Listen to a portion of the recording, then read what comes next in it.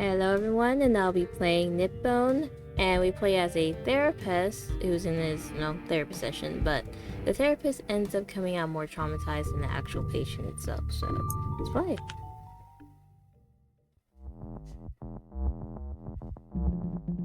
Where did it all go wrong?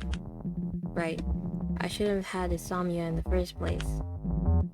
You see, after a few days with no sleep and no direction, you get desperate.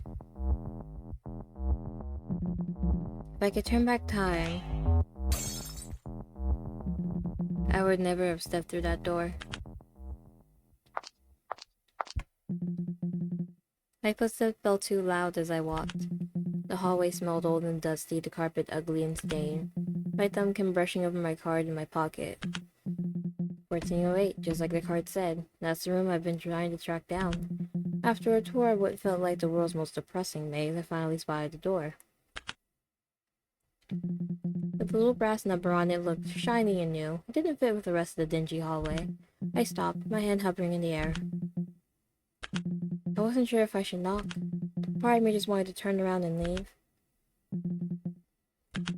Right, I told myself I'd actually show up. As I got ready to knock, my memory popped into my head. Last night at the lounge, I revealed too much to someone who was practically a stranger. Seems like the ice in my glass has succumbed to the warmth. Looks like my life.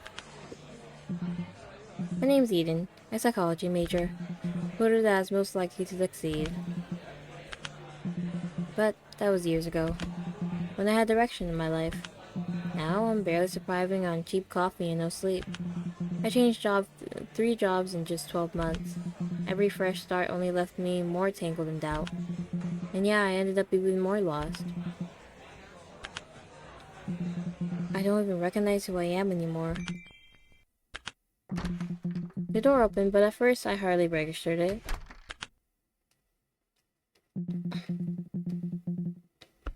The vibe suddenly seemed to shift after someone flipped the switch. I couldn't help but look. A man walked in with the sort of effortless confidence that drew everyone's eyes to him. He smiled at the bartender, waved at someone like they were old friends. So, it's that kind of guy, huh? He looked so put together, assertive and relaxed. And his shirt? That probably cost more than my rent. Yet he wore it so casually. Everything about him was the opposite of me. He paused at the entrance, scanning the lounge like he was deciding where to sit. I should have looked away, but I didn't. And then he saw me, eyes widening as he locked onto mine. Oh. He smiled. That got me holding my breath. At first a polite smile despite my racing heart. There was something oddly familiar about him, but I couldn't figure it out. I heard footsteps approaching me slowly. Why is he standing right here? What should I say? Hey? Hey there. Eating cross? No way, is that really you? My confusion must have shown on my face because he chuckled. It's me, Ryoe Damien. Sorry, you might not remember me. We had that psychology elective together, remember? Oh. It's you. That hit me. The Ryohei Damien. We were in the same department back in college. He was popular, he was effortlessly charming. The kind of guy who made everyone feel seen, even when he probably didn't know half their names. I never expected to be on his radar. We shared a few lectures, maybe a group project once, but I was always the quiet one. I was the guy people tend to forget. But I remembered him. God damn, I think I remembered him more than I should. People wouldn't shut up about him. I've always been envious of him, even now. And yet, here he is. Sitting across from me in his nearly empty lounge, grinning like we were old buddies. He even did it without asking, like it was the most natural thing. Of course I remember you. You were basically famous, Ryoe. It made him laugh. He didn't even try to deny it. You can just call me Rio. I'm really glad we ran into each other again. Well, Eden, your name really does you justice. Looking splendid as always. I couldn't help but smile back. I'm not sure if I'm most amused by his outlandish teasing or by the fact he remembered my name. I don't think lounging at a jazz club after an exhausting day is much of a splendid look, but thanks. You look like life's been treating you well. I leave out the as always. He laughs, but his eyes narrow in. I did notice you're tired though. I don't mean to offend. No, it's fine. I know I'm the living dead. I laugh, trying to brush it off. Insomnia, that's all. I get used to it. What a shame. For the first time in what felt like forever, I didn't feel like a complete failure. We caught up and talked for a while. Something about his presence felt almost too welcoming. Made it easy for me to open up. It felt safe, or at least I convinced myself it was. After all, he was an old acquaintance, wasn't he? So like an idiot, I spilled everything. He listened intently. What a coincidence? He chuckles at the last word. Actually, I specialize in sleep therapy, as well as cognitive constellations. Maybe I'm not that strange for feeling like I'm meant to be here with him tonight. Maybe he feels it too. Would you pay me a visit? What? I want to see you. I mustered a smile, hoping he didn't notice my bewilderment. It'd be a private consultation. I've had my studio set up. It's okay. I've already visited doctors. I figured, but maybe I could do something about it. And if I can't, well, it's no wasted money. I'm offering it for free. Oh. It'll probably be in vain, but declining now that he seems so willing to help would make an even more pitiful sight. Before I could react, he produced a card between his fingers, like he had been waiting there all along. Come to my studio whenever you're ready, no pressure. The word studio echoed in my head longer than it should have. And for some reason, I actually came. This was probably a bad idea. We hardly even know each other. Knock or turn around, why not? Let's knock. It might work. I finally knocked on the door. The door opened right away, as if he had been standing there the whole time waiting for me. Hey. Eden. He had a warm, practiced smile, and my name was he said my name like he knew I would come. I had a feeling you would arrive. Please come in. I hesitated, but my feet started moving before I could even think about it. The smell was different inside. The scent of lemon oil and faint herbs filled the air. It felt a bit phony, like he was trying too hard to make it smell naturally relaxing. The studio was quite simple. Just a couch for me and a single fancy chair for him. My gaze drifted past a collection of arranged objects as Ree led me inside the studio. Soft jazz music played in the background. Please, have a seat. Make yourself at home. I sat on the couch. It was actually pretty cozy. Comfortable? I nodded. He sat on his big chair and watched me. So, Eden Cross, you know why you're here, is that right? He got straight to the point. Yeah. I guess so. So, tell me, what's on your mind? What brings you here tonight? My mouth went dry as I finally said the line I practiced. Last night, you mentioned you could help me. You say you could help people with sleep issues. Told him how I couldn't sleep, how I felt like I didn't know who I was when the lights went off. He listened without rushing. No interruption and no pity. Just that steady, practice attention. Alright then, starting with some questions. Do you have more trouble falling asleep or staying asleep? Both, equally I suppose. How many times a week do you suffer from this? Can't really remember. Maybe 5? He purses his lips. Okay. Are you taking any medications? None. I see. He pauses, weighing his words before going on. His expression turns serious, as if he knows something that I don't. Insomnia and an identity crisis, that's a reasonable set to bring together. Sleep and a sense of self are closer than most people think. You're not sleeping because your mind refuses to let you be vulnerable. And that's why your mind won't shut down. But hit closer to home than I expected. The smile crept back onto his face. Before we go any deeper, I have a simple personality test. Help me understand the shape of this weight you're carrying.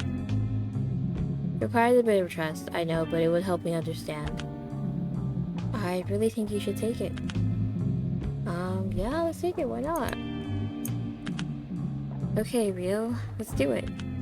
Good. Don't worry, it's simple and non-invasive. Just answer honestly. Alright, rules are simple. Pick whatever feels most like you. Don't overthink it, just go with your gut. First question. When you can't sleep, what do you usually do? Analyze random thoughts, replay past cringe interactions in my head. Get up to be productive, even if it's 2 a.m. Grab a snack or just to my bed. Should I play as myself or play as, well, I don't know, Eden? Analyze, I feel like he would do the first one. I would do the second one. Let's analyze deep random thoughts. Gotcha. Insomnia sounds exhausting. That must be rough. Moving on. How do you usually recharge after a long, stressful day? Read a book, journal, cope with my feelings, do something active, or take decisive action to reset my energy, shower, change into comfy clothes, and chill in a cozy spot. Do something active. I think showering would be the best. I see. How do you usually tell when someone's lying to you? When a story makes zero sense, if they hesitate. I don't know, sometimes you just feel it, right? Interesting. Okay, next one. What motivates you the most? Figuring things out, understanding the world, living in a way that feels authentic to me, proving I can achieve something, or feeling comfortable, safe, or in control physically. This one. Noted. Alright, time for a little roleplay. Imagine the following scenario. You're on a forest path and it flips 3 ways. What do? You look for a clues to pick the smartest one.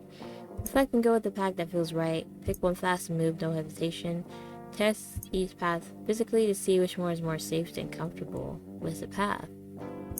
Look for clues to pick up the smartest one. Maybe clues? Nice, that's an interesting take. You hear a weird noise upstairs in the empty house. What is the first thing you do? Peek around to figure out what's going on. Run upstairs like a boss. Grab something nearby to make you feel safer. That's literally, I think, the last one. I see, okay. Let's proceed. A strange... oh.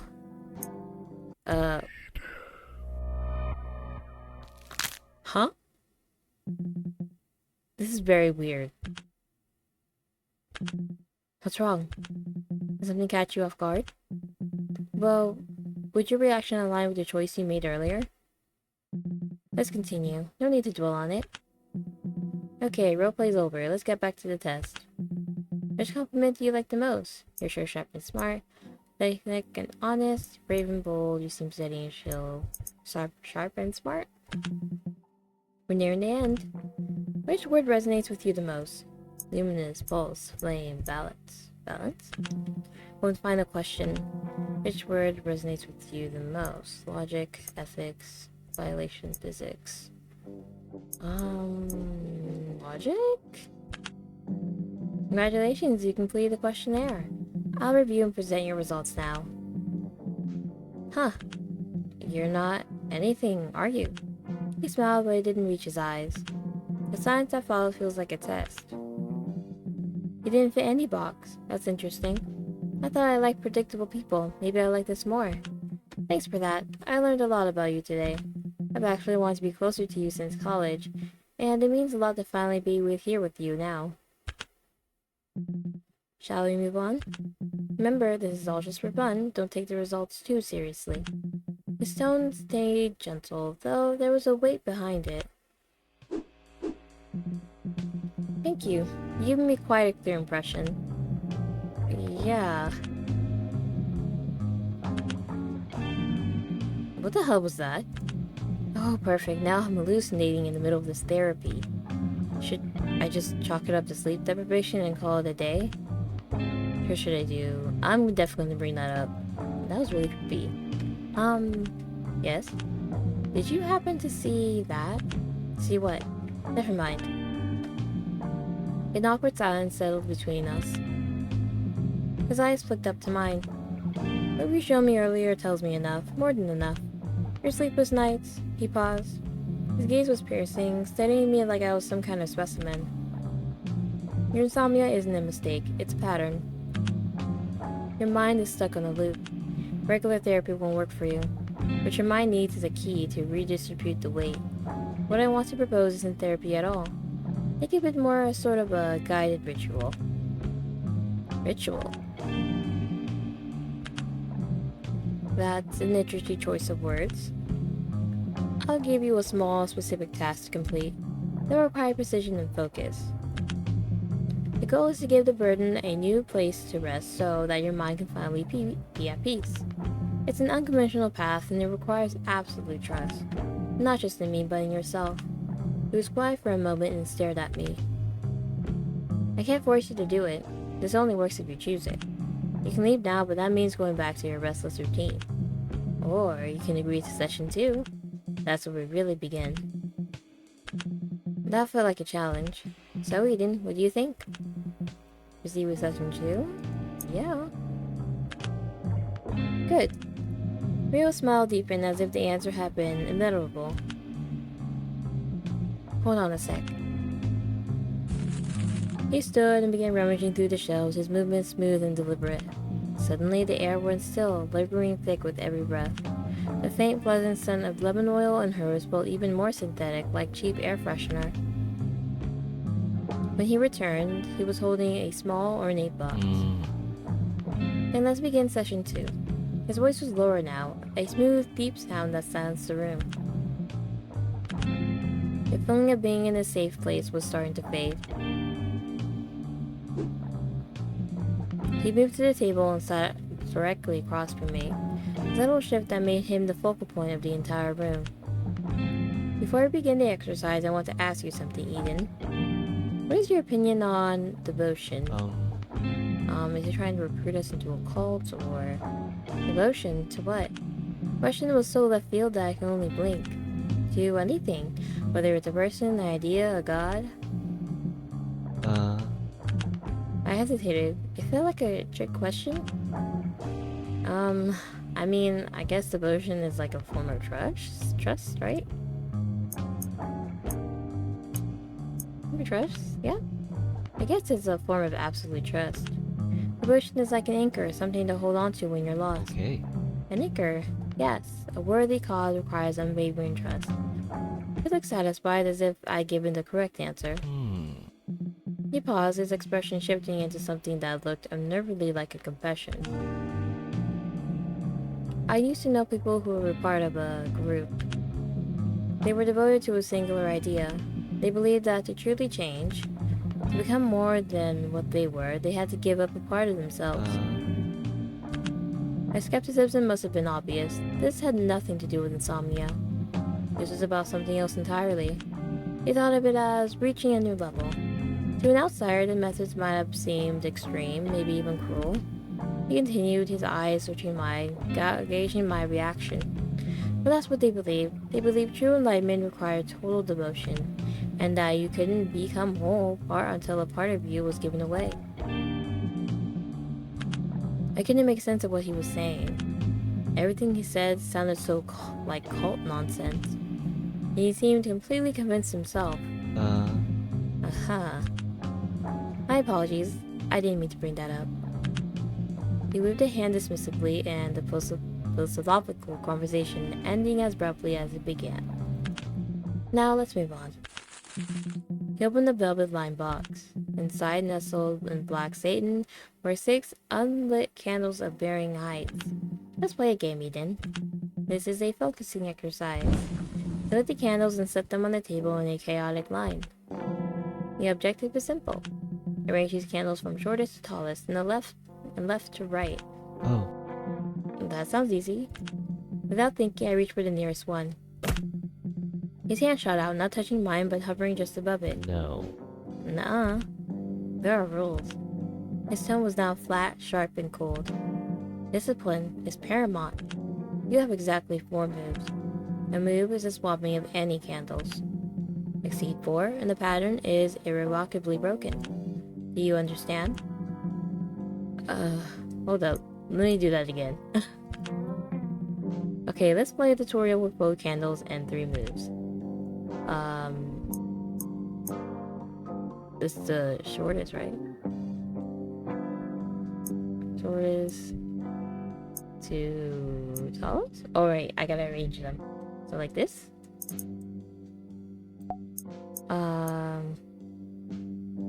Like that? Oh, okay. Okay, it was that simple. That was some trick question or something. Nice. Good job, you beat the tutorial. Yeah, they're clear now. Pretty easy. I nodded, my mouth suddenly dry. I looked at the candles. What? This is all in 4 moves. Okay, here.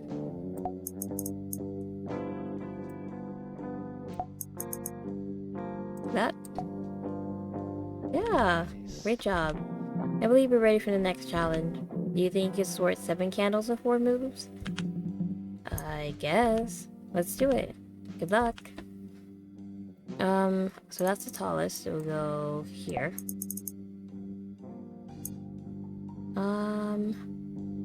This will go here. And this would go... Exchange those two. And here. Oh no, I did it wrong. Dang it. Oh no. No. Stop. My hand froze in midair. You're out of booze. The pattern is now lost. Although there was no anger in his voice, there was a flat disappointment that scraped against my nerves. Before I could apologize, he reached over. His hands moved in a blur of graceful, precise swaps. The candles snapped in a perfect ascending line. The sheer ease of it was a quiet, brutal humiliation. Do not be discouraged. The placating words were a stark contrast to the cool calculation in his eyes. He was observing me, taking notes on my failure. It indicates your mind is still noisy. Do not worry, we can still move on to the next session. Our next session will require a more direct methodology. To help you focus, that will be all. The dismissal was absolute. He turned from me before I even processed it. I was left with a bitter taste of failure in my mouth. My hallucinations were getting worse, and being in this room wasn't helping. Was this all in my head, or... Your mind is still clouded. There is noise where there should be focus. Still, we shall proceed. As for Phil, it seemed that I was being dragged into the next session regardless. I just nodded, too tired to argue. Fine. What's next? I have a simple question. Tell me, Eden, are you easily frightened? The question was unsettling. He leaned forward slightly with his eyes fixed on me. Am I? I mean, I guess he's still keeping me at school after seeing whatever he saw with his eyes. Not really. Not really, I can handle myself. I love your confidence. We'll see how it goes. What? He fell silent, letting the tension build. His gaze drifted to a dark corner of the room behind me. Don't look now, but I think someone is watching us. My blood ran cold. Against my better judgment, my eyes darted to the corner. There was nothing there. Rory chuckled, a low underring sound. Relax, I'm just testing your focus. Were you expecting something? Sometimes, I wonder what's wrong with this guy. He then pointed to a small potted herb on his desk. It was the only living thing in the room. Let's try a different approach. What do you see there? A comfrey? I recognized the broad, hairy leaves instantly. Oh, that's a comfrey. For the first time since I arrived, my expression softened. Seeing something familiar from my childhood stirred up feelings I thought I long buried. My grandmother used to call it by its old name, KnitBone.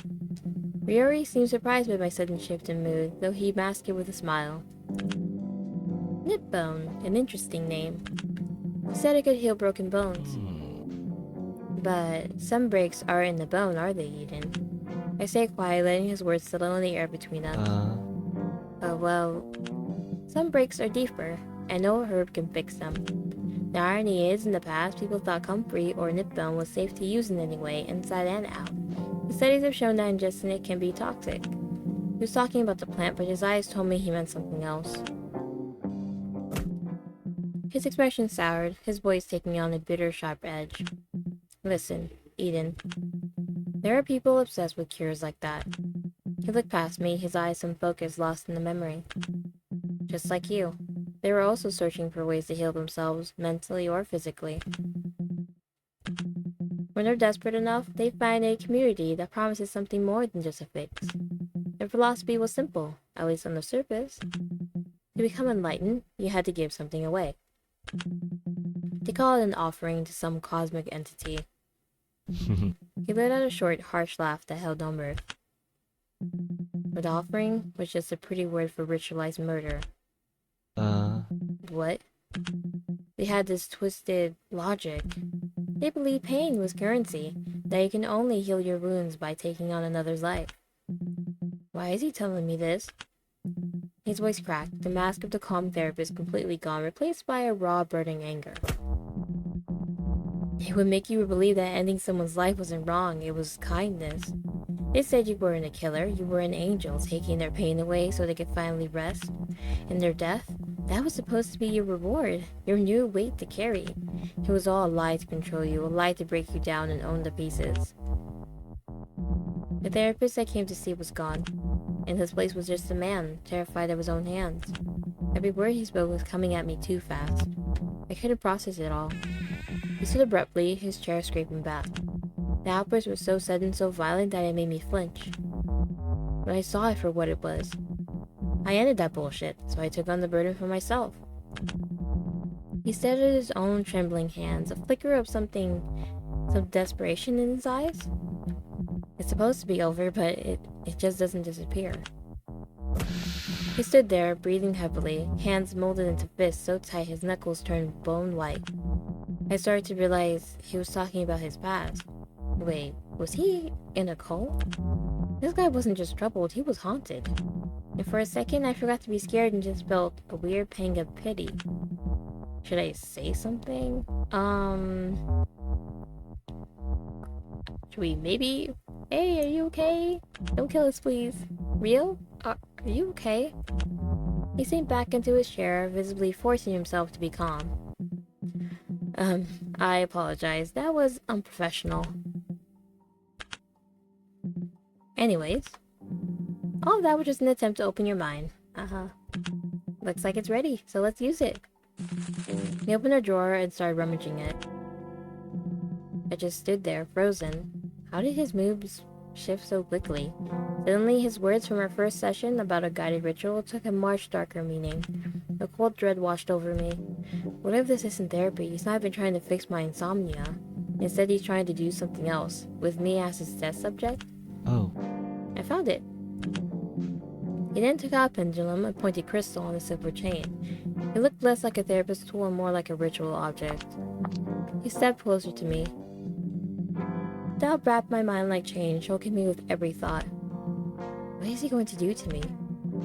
Ray edged closer to behind me, the heat of his body pressing against mine. Panic surged and I realized I was trapped. My hand shook violently, my pulse racing, and a deep primal fear screamed at me to turn back. But even knowing that, I couldn't make myself move away. As he moved closer to my ear, my composure slipped for a fraction of a second. It's okay, Eden. Then his eyes cleared and he smiled at me, his focus absolute. This will help quiet the noise in your head. Just watch the crystal and listen to my voice. Can you do that for me? I can do that. Good. Breathe in and out. Match my breathing. My breathing faltered. The steady pattern I relied on slipped away. I found myself breathing in sync with him. It felt strangely intimate, as if we were sharing the same air. Now watch. The world vanished in an instant. Everything else disappeared, leaving only the pendulum swinging before my eyes. You're so tired, Eden. It's time to let go. Let me hold the weight for you. His voice was a promise of rest, and I wanted it more than anything. Breathe in, Eden. Breathe. Deeper now. Down into the quiet. The walls are gone. There is only the path. Follow it. What exactly is he trying to do here? My vision went dark. I was falling, not through air, but through myself. And then I saw it. What is that? Am I hallucinating again? A presence, huge, cold, and utterly indifferent. I felt like a web of black veins, pulsing slowly in the darkness behind my eyes. The pressure grew, the thick air pressing against my ribcage and stealing my breath. The sensation was too much. A spring built in my chest, and my eyes flew open. I was back in the studio, gasping, my heart thrashing against my ribs. Rio was staring at me. His face was pale, his eyes wide with a horrifying mixture of fear and excitement. You saw it, didn't you? His words barely registered. All I could think was of the image burned into my mind, the feeling of that thing. It was wrong, all of this was wrong. Adrenaline surged through me, overpowering my exhaustion. I scrambled to my feet, my seat kicking back onto the floor. I stood up, my legs unsteady. My mind was a chaotic mess of pulsating veins and the echoes of his frantic whispers. All I wanted at that moment was to get out of this room, away from his suffocating presence. I turned towards the door, my hand reaching for the handle. I have to get out, now. I'm leaving. My voice was shaky but firm. I took a step forward towards the door. Panic flashed across Ryui's face. He dropped the pendulum, the crystal clattering against the table. Hey, No, wait, I shouldn't have... He looked genuinely terrified, as if he revealed a secret he can never take back. But his panic lasted only a moment. As I reached for the door, his expression hardened into something desperate and resolute. He moved faster than I thought possible, blocking my path. no. Wait. His voice cut sharp, cutting through my daze. He grabbed my arm, his grip surprisingly strong, almost bruising. I turned back. The calm facade was gone, completely shattered completely. In its place was raw, unfiltered desperation. You can't leave, not now. You saw it too, don't you understand what that means? That thing. He pulled me back from the door, his eyes wide and wild. He wasn't asking me, he was pleading with me. He guided me back to the couch and pushed me down gently, a strange, reverent care in his otherwise worthful actions. Hey, What the hell, Rio? He ignored my question, he moved to the table and with a click, lit a match and then lit the candles.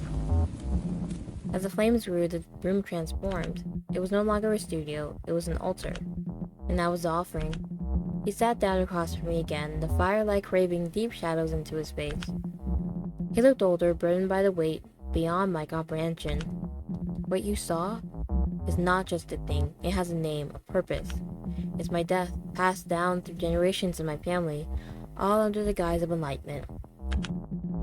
My uncle Callister, he was the leader. He called their belief system transcendology. The way he said the word was thick with disgust. He groomed me, not as a nephew but as a successor. He saw the entity as an honor, a sacred burden. He taught that our bodies were temporary vessels and needed purification through bloodletting to achieve a higher existence. He made it sound so beautiful, the art of ritual. But I saw what it really was, a machine for offerings. He wasn't enlightening people, he was grooming them for slaughter, in order to keep the entity fed. I could have let him pass it on, I could have let him choose another victim.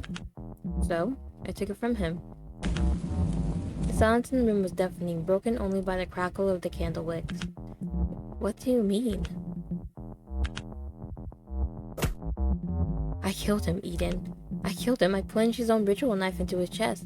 I thought if the leader was gone, the curse would die with him. But I was wrong. It didn't die. It just transferred. It latched onto me. Now I carry it. I hear his whispers. I feel its hunger.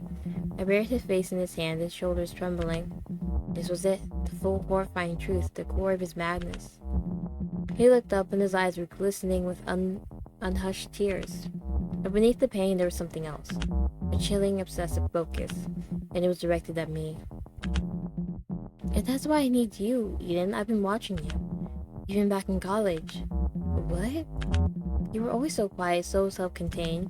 While everyone else was so loud, so desperate to be seen, you were just there. You were whole, you were solid. I was falling apart piece by piece, and you were a fortress. I envied you for that, I hated you for it, and I admired you more than anyone else. I knew you were the one, strong enough to bear the weight, quiet enough for the rest. He leaned forward, his voice dropping to an intimate, almost tender whisper. The codependent plea of a man drowning. I was lucky to meet you again. I knew you were the only one worthy of this gift. The only one strong enough to see the truth. He slid off his chair and knelt on the floor in front of me. This wasn't a plea for help, this was the final step of his plan. He pulled a knife from his pocket. The handle had the same vein-like claw rings I saw in my vision. He held it out for me to open his palms like it was a key. My breath caught in my throat. My heart was pounding so hard I could feel it in my ears.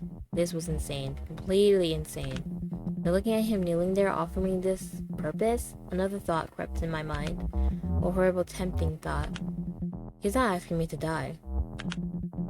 He's asking me to bleed for him, to become something else. Trade my blood for one filled with this terrible, powerful thing. What if he's not crazy? What if this is a cure for nothingness I feel every day? This gift is meant to be passed on. You saw it. It saw you. It has chosen you to be my equal. Your trouble sleeping, feeling lost, that's not a sickness. It's just an opening, a crack to let the light in. I'm here to open the door all the way. Please, Eden. His voice was low, convincing whisper, promising a strange and terrible secret. He was asking me to join him in this reality. Will you accept his honor? We're gonna have to choose, aren't we? I mean, if it helps Eden sleep, then, maybe. Will you complete the ritual and become the new vessel?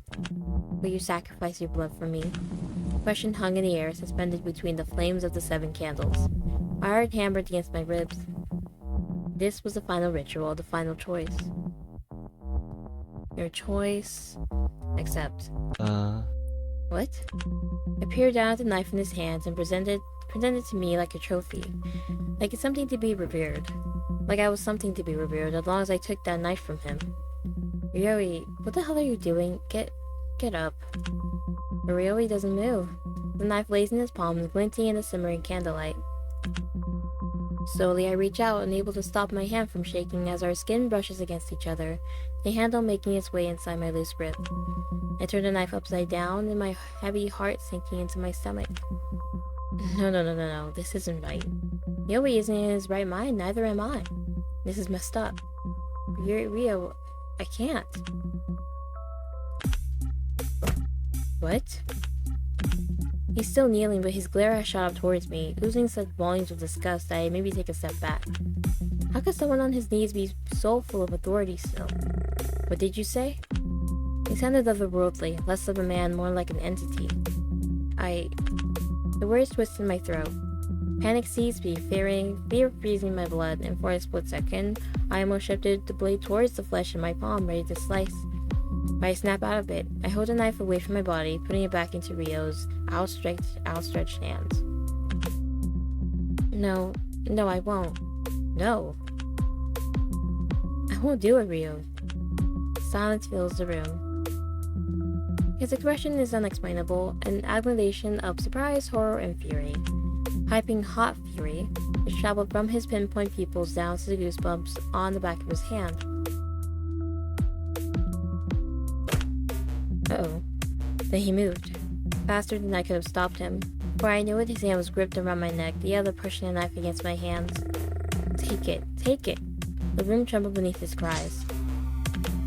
I gasped, clawing to release myself from his grip before driving a knee into his stomach.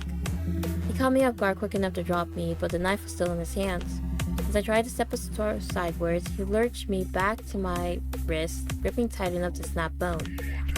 Eden. An overwhelming will to survive overtook me, and I shoved with all my might towards his towering figure. He barreled backwards onto the table, knocking chairs and vases over as he fell with a loud thud. For a minute, all that occupied the room was the sound of both our labored breathing, each breath feeling like my last. And then I saw the pool of red. It started from the right side of his chest, crawling forth from the fabric of his gray shirt. A handle with the ritual knife sunk deep into him, serving as a stem for the scarlet flower blooming from his flesh. His dazed eyes trailed down his chest, hands lifting slowly to hover above the unfamiliar scene. Ha! He gurgled, a grin spreading across his perfect mouth. Ryoi! As if on instinct, I slid to the floor to hold his body up. His head tilted limply against my own hammering heartbeat as his own heart started to crawl to a stop. No, I didn't mean to. I didn't. Around us, the candle fell into a dim glow. The cold chill snuffed their lights out completely. I looked up to see veins of black and red chunks that start to pour thinly from the walls, slithering into snakes towards the floor and towards me. I reeled back, holding Rio closer as I tried to pull him away from the blinds, as if I could stop the blood pooling from his chest. Eden. When I looked down at him, tears were already building in his ash-colored eyes. This is good. I failed to keep my voice from cracking, from my own tears climbing up my throat. Nothing about this is good. You carry it now, the vessel. His hand rose up to press against my hammering heart. It's yours now, it's you, it's part of you. Yui, but I didn't want it to end this way. Yui choked, and in the bleary reflection of his tears, I saw the person he had always been behind all the facades and perfect grins and the popularity and the wonder. I saw a small, frightened little boy. I don't want to die, Eden. You're not going to die, Rio. I'll call the ambulance and carry it, Eden. His eyes flickered like a troubled candle. You're one. And then Rio Damien drew his last breath. Without his presence, the chill in the room hiked up to a horrible cold. I held his lifeless body against my own, only realizing the weight of his words would it have become too late. The vessel. The veins had traveled up my legs, funneling around my skin in their grasp, urging the beginning of our symbiotic relationship. I felt everything and nothing all at once. Not even the veins burying themselves into my pores, hijacking the red lines of my eyes, the bulbs of my heart that no longer belonged to just me. And then I draw a frozen breath. I am the vessel now. And that was so random. Imagine coming in for a therapy session and your therapist just dies and asks you to take in some ancient weird entity that needs human sacrifices to live. Truly bizarre. I think there's 2 more endings I can get, so I'm gonna try and find those. Okay, time to turn right back around. I decided to skip the consultation. I just didn't feel comfortable. But my insomnia worsened over time, leading me to withdraw from society. I heard Ryoi's consultations have been growing, and he's now dealing with a large number of patients. Is he really, though? Aren't those just the sacrifices? Perhaps I should have reached out to him after all? Like how the saying goes, nothing ventured, nothing gained. And hard no to that personality test. I don't think I'm ready yet. Is that so? Thank you for being honest with me. That in itself is a very important step. But you came to me for help, but you're saying no to the first step. What do you mean? He leaned forward, his voice low. Eden, refusing only reveals what you're afraid of. It shows me what exactly you're afraid of. Thank you, you've given me quite a clear impression. Yeah? Wait, what? So everyone just forgot about that? Okay, moving on. Remain silent?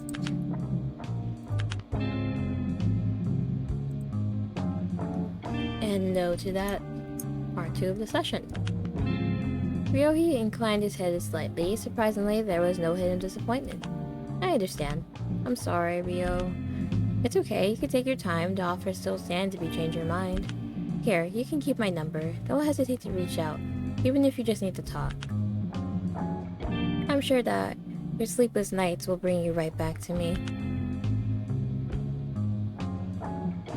And okay, I think that's it. That is the end of KnitBone. I feel like there's more to here when I'm seeing straightforward from the game. You can just see Yoi, we just wanted someone to carry on like the vessel, but I guess he didn't want to choose anyone. He wanted someone that he believed will like be able to be compatible with the entity and like I don't know, remain oblivious to the entity, wanting to like eat people basically. So he thought, oh, Eden here, he was always quiet, he seemed like he was always grounded. He made assumptions about him, mind you. He was like, he's the perfect victim for this entity, and he was just like, yeah, that's it. Which is kind of sad in the end. I mean, poor Eden was just, he just had insomnia. He just wanted a cure for that. He didn't want an entity attached to his body. But yeah, that is the end of this video. Thank you all so much for watching. Bye.